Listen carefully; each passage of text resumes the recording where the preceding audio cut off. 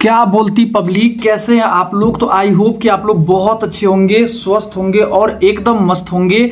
आज हम आपके लिए केमिस्ट्री का एक चैप्टर से लेकर के 16 चैप्टर तक का मोस्ट इंपोर्टेंट क्वेश्चन 70 क्वेश्चन लेकर के आए हैं, जो कि 2 फरवरी को सीधे परीक्षा में छपने वाला है। अगर आप 2 फरवरी को बिहार बोर्ड का परीक्षा में बैठने वाले हैं तो ये क्लास बिल्कुल आपके लिए, ठीक है। बिल्कुल 2 फरवरी के रोज बहुत सारे प्रश्न यहां से आपके पेपर में छपेगा।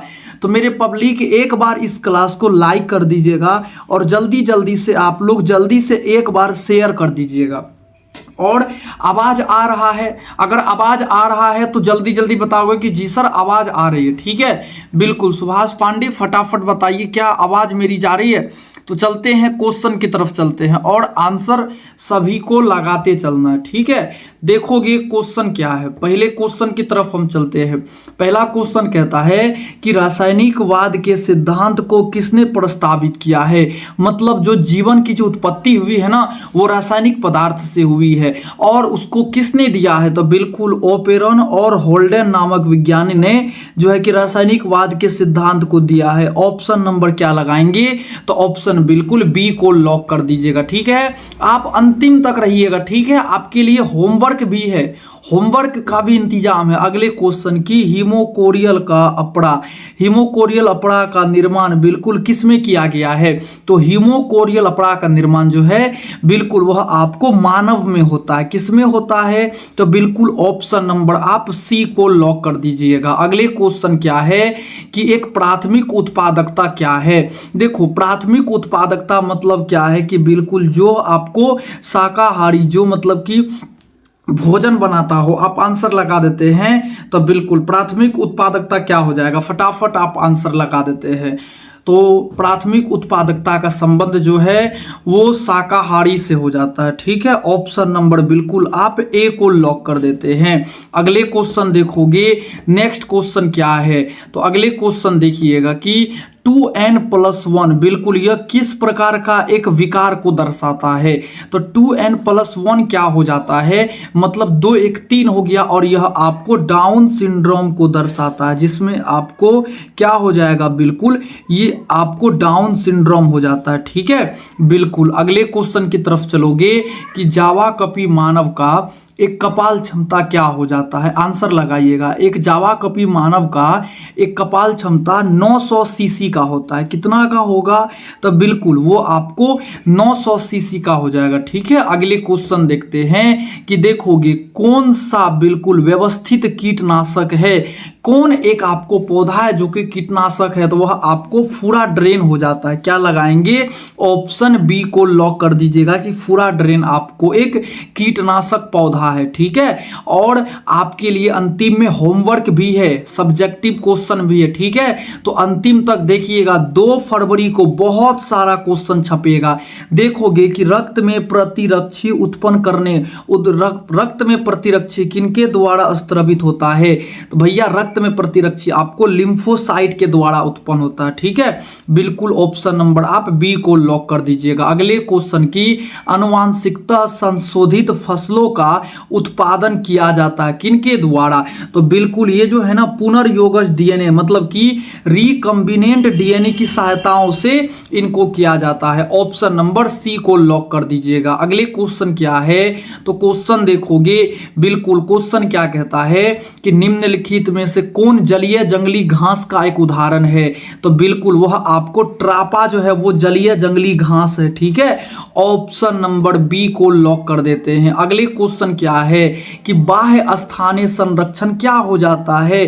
तो जब हम किसी मतलब कि जानवर को उसके अपने स्थान से ला करके दूसरे स्थान पर संरक्षण करते हैं तो बाह्य स्थानीय संरक्षण आपको एक बीज बैंक कहलाता है, ठीक है। ऑप्शन ए को लॉक कर देते हैं। अगले क्वेश्चन क्या है कि सूक्ष्म, देखो सूक्ष्म प्रजनन में बिल्कुल क्या संभव है। सूक्ष्म प्रजनन बोले तो छोटे मोटे कीड़ों मकोड़े में, बिल्कुल सर जी छोटे मोटे मोटे जो है ना, जो एकल कोशिकीय प्रोटोजीव है उसमें तो एक अलैंगिक जनन पाया जाता है, जिसको हम लोग एक नग्न आंखों से नहीं देख पाते। ठीक है, अगले क्वेश्चन क्या है, निम्नांकित में से कौन सा पादप का है आपको एक अगुणित है? तो सर जी शैवाल अगुणित है, बिल्कुल कवक अगुणित है और ब्रायोफाइट्स अगुणित है। तो क्या लगाएंगे कि बिल्कुल इनमें से सभी के सभी, क्या लगाइएगा, बिल्कुल इनमें से हम लोग सभी के सभी पादप एक आपको अगुणित है। अगले क्वेश्चन देखोगे तो नेक्स्ट क्वेश्चन क्या कहा जाता है कि देखिएगा, स्तनधारी शुक्राणु के बिल्कुल मध्य भाग में क्या पाया जाता है? तो एक स्तनधारी शुक्राणु के बीच वाले भाग में आपको एक माइटोकॉन्ड्रिया पाया जाएगा। क्या पाया जाता है? बिल्कुल एक माइटोकॉन्ड्रिया पाया जाएगा। ठीक है, ऑप्शन नंबर क्या हो जाता है? सी को लॉक कर दीजिएगा। ठीक है, नेक्स्ट क्वेश्चन की तरफ चलते हैं। क्वेश्चन क्या कहता है कि देखोगे, मानव के शुक्राणु में, मतलब जो पुरुष जो शुक्राणु है ना, उसमें गुणसूत्रों की संख्या कितनी पाई जाती है? तो बिल्कुल एक शुक्राणु के अंदर 23 गुणसूत्र पाया जाएगा। ठीक ना, बिल्कुल। अगले क्वेश्चन क्या कहता है कि इनमें से बिल्कुल कौन भैया कायिक परिवर्धन नहीं है, मतलब कि यहां प्रवर्धन लगाओगे। ठीक है, परिवर्तन हटा करके, तो बिल्कुल कायिक प्रवर्धन जो है वह आपको एक चल बीजाणु नहीं है। ठीक है, बिल्कुल, मतलब कि वह कौन सा एक संरचना है जिसमें प्रजनन जो है कायिक प्रवर्धन के द्वारा नहीं होता है, तो वो चल बीजाणु है। ठीक है, अगले क्वेश्चन, इनमें से कौन सा फल आपको एक कूट फल है? कूट मतलब होता है एक आभासी फल जिसका निर्माण अंडाशय से नहीं होता है। सर जी वह सेब है। सेब आपको एक कूट फल है। ठीक है, सेब का हम लोग पुष्पासन वाला भाग खाते हैं। अगले क्वेश्चन क्या है, इनमें से कौन आपको एक लिंगी है? तो एक लिंगी पपीता हो जाएगा। क्या लगाएंगे? तो बिल्कुल पपीता एक लिंगी प्राणी है। अगले क्वेश्चन देखोगे, नेक्स्ट क्वेश्चन क्या है सर जी, देखो एंटेमोफिली नामक परागण किसके द्वारा होता है? आप लोग फटाफट इसका आंसर HW में दोगे, कई बार बताए हैं, हवा के द्वारा, पानी के द्वारा, चमगादड़ के द्वारा। ठीक है, आंसर आप लगाइएगा। अगले क्वेश्चन क्या है, तो नेक्स्ट क्वेश्चन देखते हैं कि प्रत्येक पादप कोशिका से पूर्ण पौधा बन सकता है और इस गुण को क्या कहते हैं? तो इस गुण को हम लोग टोटीपोटेंसी कहते हैं, मतलब कि जितने भी पादप कोशिका हैं उनसे नया पादप बन सकता है और इस घटना को हम लोग एक टोटीपोटेंसी नाम देते हैं। ठीक है, बिल्कुल ऑप्शन सी को लॉक कर देते हैं। अगले क्वेश्चन क्या है, देखोगे कि एक निषेचन क्या है? देखो सर जी, बिल्कुल निषेचन क्या है? तो निषेचन क्या होता है? एक नर युग्मक, बिल्कुल, और आपको एक देखोगे मादा युग्मक, ये दोनों का संलयन एक युग्मनज का निर्माण करता है, यही तो निषेचन कहलाता है। तो बिल्कुल सर जी, अंडा और नर न्यूक्लियस का संयोजन ही तो हम लोगों का निषेचन की प्रक्रिया कहलाता है।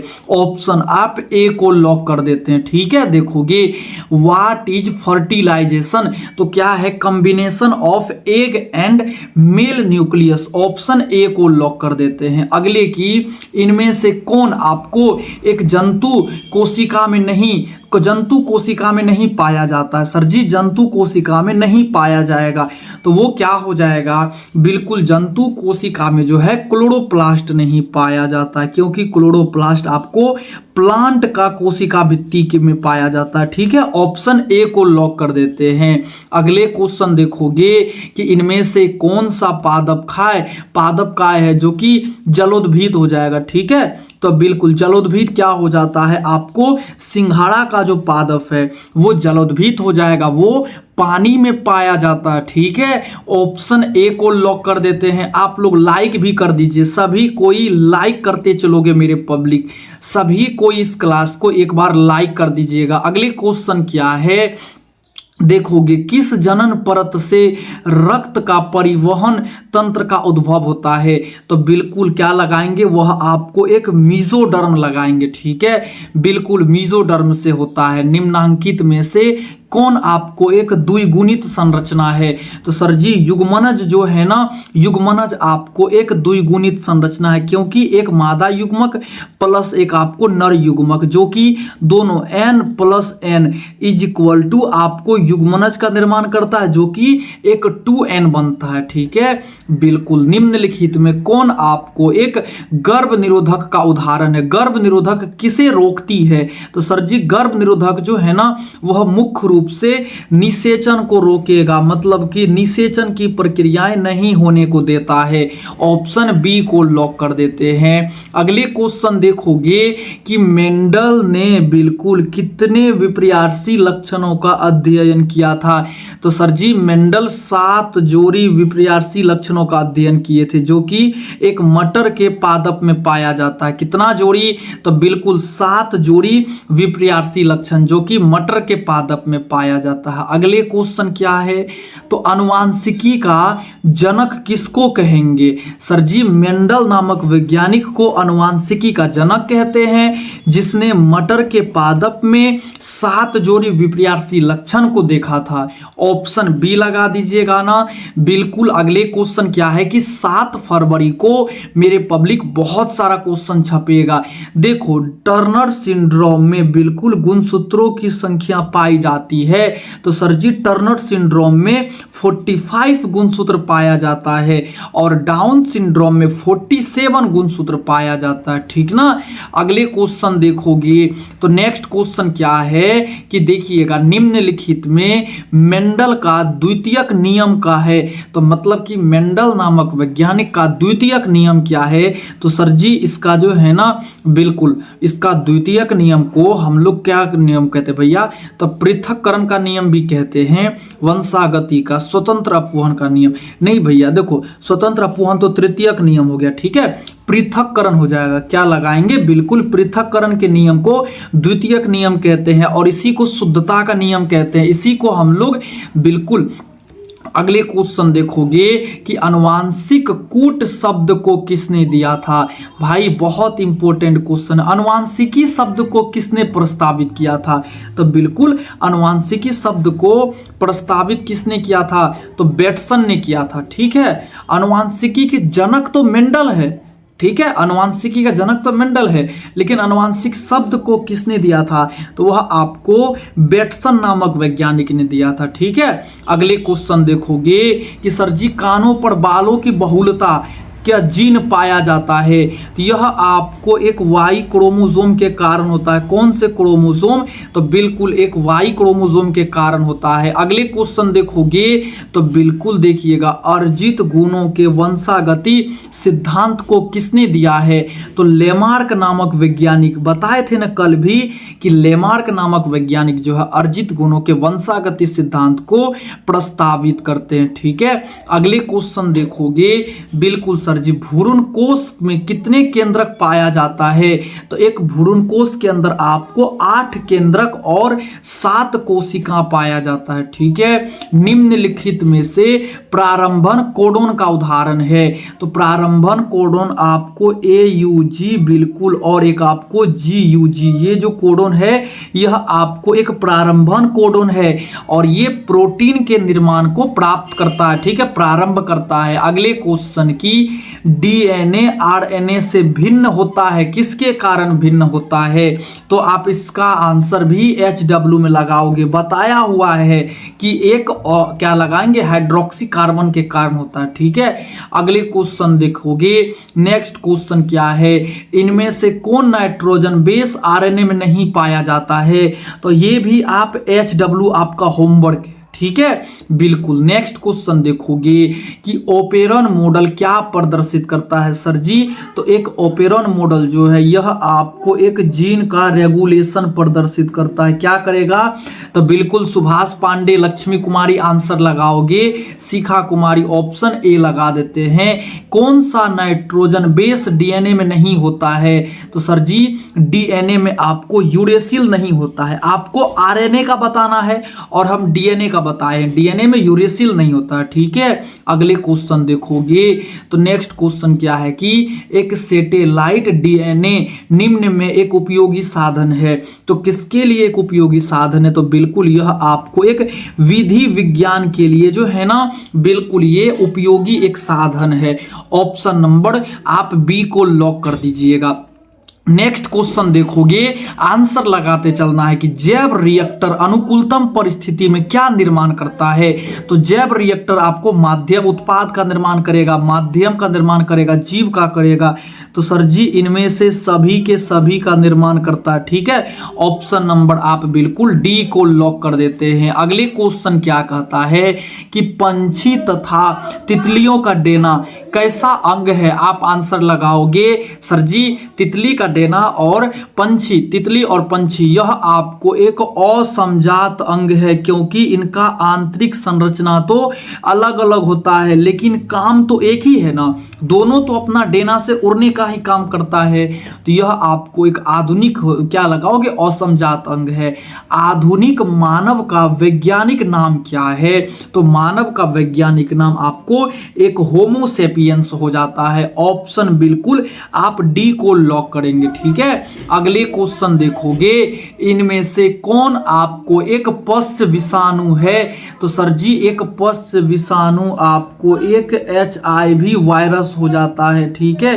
तो बिल्कुल ऑप्शन आप बिल्कुल ए को लॉक कर देते हैं कि एक HIV वायरस जो है वह आपको एक पश्च विषाणु है। तो एलिफेंटेसिस रोग कहा जाता है, किसको कहते हैं? तो एलिफेंटेसिस मतलब हाथी पांव रोग, जो कि बुचेरिया ब्रैंकोफाटाई के द्वारा फैलता है, ठीक है। बिल्कुल अगले क्वेश्चन देखोगे कि यौन संचारित रोग है। सर जी यौन संचारित रोग GKS, जी से गोनेरिया, के से क्लेमेडिया, सर जी SG से गोनेरिया। ऑप्शन बी को लॉक कर देते हैं। बिल्कुल वायरस बना होता है, तो जो एक वायरस होता है ना, अगर हम बात करते हैं कोरोना वायरस, तो कोरोना वायरस किन से मिलकर के बना होता है? सर जी प्रोटीन और न्यूक्लिक अम्ल से। मतलब प्रोटीन तो हो ही गया और न्यूक्लिक अम्ल के अंदर आपको DNA और RNA भी आ जाता है, ठीक है। अगले क्वेश्चन क्या है तो देखोगे, अरे भाई ये क्या हो गया, देखते हैं क्वेश्चन क्या कहते हैं, आंसर लगाइएगा। आप लोग आंसर देते चलोगे। सुभाष पांडे बिल्कुल, लक्ष्मी कुमारी आंसर लगाओगे, सभी कोई देखिएगा। तो क्या कहते हैं कि देखो एक बुचेरिया ब्रैंकोफाटाई बिल्कुल मनुष्य में जो कि फाइलेरिया रोग उत्पन्न करता है, तो वह क्या हो जाएगा? सर जी वह आपको गोल कृमि हेलमंथीज, ठीक है। बिल्कुल ऑप्शन हम डी को लॉक कर देते हैं। अगले क्वेश्चन देखोगे कि अत्यधिक मात्रा में अल्कोहल का सेवन करने से कौन सा अंग प्रभावित होता है? सर जी यह आपको लीवर वाला अंग प्रभावित होता है। कौन होता है? तो यह आपको एक लीवर प्रभावित होता है। अगले क्वेश्चन की मनुष्य में प्लाज्मोडियम का संक्रमण अवस्था पाया जाता है, तो एक मनुष्य में स्पोरोजोइट का संक्रमण अवस्था पाया जाएगा। मेरे पब्लिक आंसर लगाओगे, बिल्कुल आप लोग लाइक करो, लाइक जरूर करोगे, सभी कोई लाइक करिए, हम कमेंट देख रहे हैं मेरे भाई, सभी कोई लाइक कीजिएगा। अगले क्वेश्चन क्या है तो सर जी निम्नलिखित में से कौन एक आपको कैंसर कोशिका है? तो कैंसर कोशिका को हम लोग तो हेलो कोशिका कहते हैं ना। बिल्कुल एक कैंसर कोशिका को हेलो कोशिका कहा जाता है। प्रतिरक्षी उत्पन्न करने वाली कोशिका का नाम क्या है? तो बिल्कुल वह आपको टी लिम्फोसाइट कोशिका हो जाता है, ठीक है। बिल्कुल वह आपको टी लिम्फोसाइट कोशिका हो जाता है। अगले क्वेश्चन देखोगे कि संक्रमित पेयजल से बिल्कुल फैलने वाला रोग निम्नलिखित में कौन है? तो संक्रमित पेयजल के द्वारा कौन सा रोग फैलेगा? तो सर जी संक्रमित जल के द्वारा तो आपको मलेरिया रोग फैलता है या फिर टाइफाइड रोग फैलता है। आप आंसर लगाएंगे, इसका आंसर लगाइएगा, ठीक है। क्योंकि देखो स्वस्थ व्यक्ति के छींकने से न्यूमोनिया रोग होता है। तो संक्रमित पेयजल के फैलने से क्या रोग हो जाएगा, ठीक है। आप आंसर लगाओगे। क्वेश्चन क्या है कि इनमें से कौन वायरस से होने वाला रोग नहीं है। सर जी देखो, मम्मस वायरस के द्वारा होता है, डिप्थेरिया वायरस के द्वारा होता है, इन्फ्लुएंजा होता है, या फिर आंसर लगा देते हैं। तो कौन सा एक बीमारी है जो कि वायरस के द्वारा नहीं होता है। तो डिप्थेरिया रोग हो जाता है या फिर इन्फ्लुएंजा। तो भैया इनमें से कौन सा एक रोग है जो कि वायरस से नहीं होता है। बिल्कुल आप आंसर लगाएंगे इसका, ठीक है, या फिर इसको आप छोड़ दोगे। थोड़ा सा हमको डाउट बुझा रहा है इसमें, ठीक है। अगले क्वेश्चन क्या है कि मिट्टी को उपजाऊ बनाता है। आप आंसर लगाओगे मिट्टी को कौन उपजाऊ बनाता है। तो सर जी यह आपको जैविक खाद, जैविक खाद में नील हरित शैवाल आ गया, गोबर गैस आ गया, प्लांट गैस आ गया, ठीक है। अगले क्वेश्चन की वीर्य का किसमें हिमीकृत किया जा सकता है। तो सर जी देखो, तरल नाइट्रोजन में एक वीर्य को हम लोग हिमीकृत करके देख सकते हैं। ऑप्शन सी को लॉक कर देते हैं, ठीक है। अगले क्वेश्चन क्या है, देखोगे कि गोल्डन राइस में कौन सा विटामिन पाया जाता है।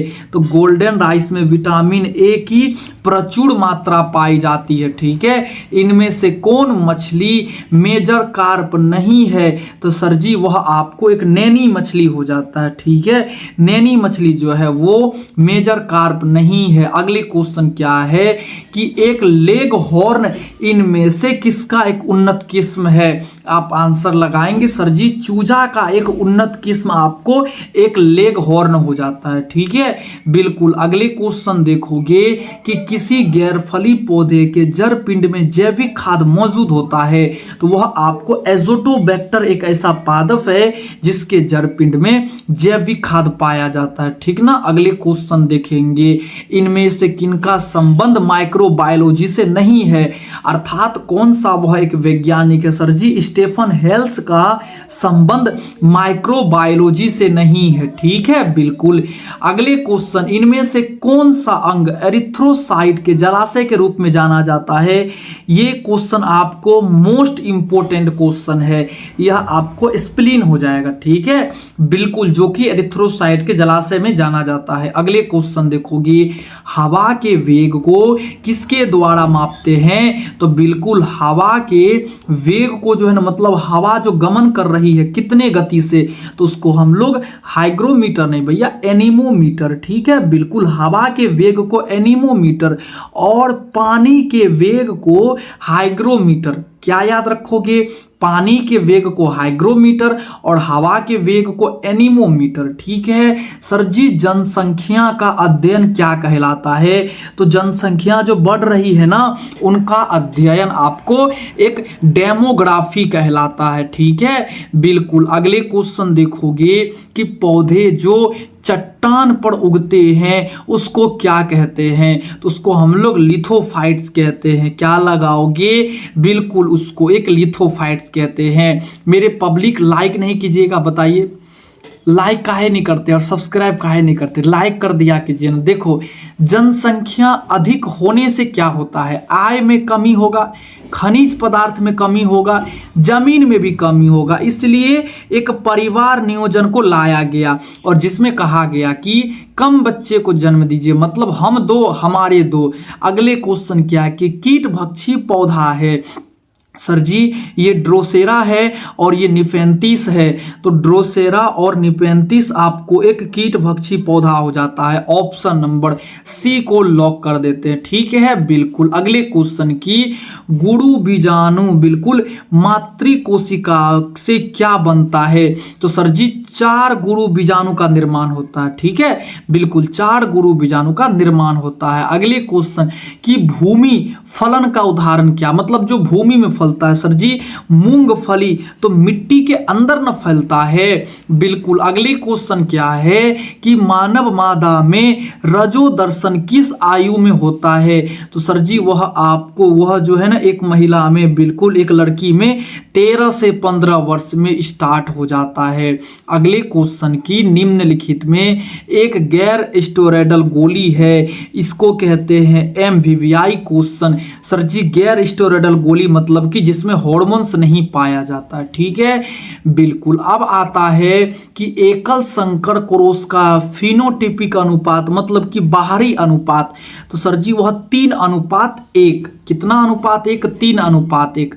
अब आप लोग लाइक कर दो, सभी कोई लाइक करके अब चलते हैं HW के तरफ। होमवर्क हम आपसे वादा किए थे कि होमवर्क आपको मिलेगा तो मिलेगा, तो सभी कोई एक बार लाइक कर दोगे और चलते हैं हम होमवर्क की तरफ। देखोगे कि डाउन सिंड्रोम पर टिप्पणी लिखे, ठीक है। बिल्कुल। Right definition of down syndrome, Turner syndrome को परिभाषित करें, डिफाइन टर्नर सिंड्रोम। ये 2 क्वेश्चन है। और क्वेश्चन क्या है कि सर जी देखोगे क्लाइनफेल्टर सिंड्रोम को परिभाषित करें। बिल्कुल सर जी। अंडाशय का सचित्र वर्णन करें, मतलब कि डायग्राम बनाना है। देखोगे निम्नलिखित में संक्षिप्त वर्णन करें, मतलब कि इसका डिफिनेशन लिखना है। देखो IVF क्या है, इन विट्रो फर्टिलाइजेशन, जिफ्ट क्या है और ICSI, ये तीनों सब्जेक्टिव क्वेश्चन बनाना है। अगले क्वेश्चन क्या है कि मेंडल का प्रभाविता के नियम को लिखे, बहुत अच्छा, 2 मार्क्स का क्वेश्चन। सहलग्नता के नियम को लिखे, 2 मार्क्स का क्वेश्चन। दिए गए को परिभाषित करें। अब देखो जो क्वेश्चन दिया गया है उसको परिभाषित करना है। क्वेश्चन क्या है, हैजा रोग से आप क्या समझते हैं, लिखोगे। HIV एड्स रोग क्या है, निमोनिया रोग क्या है, और टीकाकरण। टीकाकरण MVVI क्वेश्चन है कि टीकाकरण को परिभाषित करें। उसके बाद एंटीबायोटिक क्या है, एंटीबायोटिक को परिभाषित करें। अगले क्वेश्चन की पुनर्योगज DNA मतलब कि रिकम्बिनेंट DNA, ठीक है। और ये मोस्ट इंपोर्टेंट क्वेश्चन है, अंडाणु जनन और शुक्राणु जनन में अंतर लिखे, 2 मार्क्स का मोस्ट वेरी इंपोर्टेंट क्वेश्चन है। मेरे पब्लिक जितना भी HW होमवर्क मिला है बना करके भेजना है 99 42 96 33 61। और आप लोग सभी कोई इस क्लास को एक बार कर दीजिएगा जोर से लाइक, और एक बार कर दोगे सब्सक्राइब। तब तक के लिए धन्यवाद। मस्त रहिए, स्वस्थ रहिए।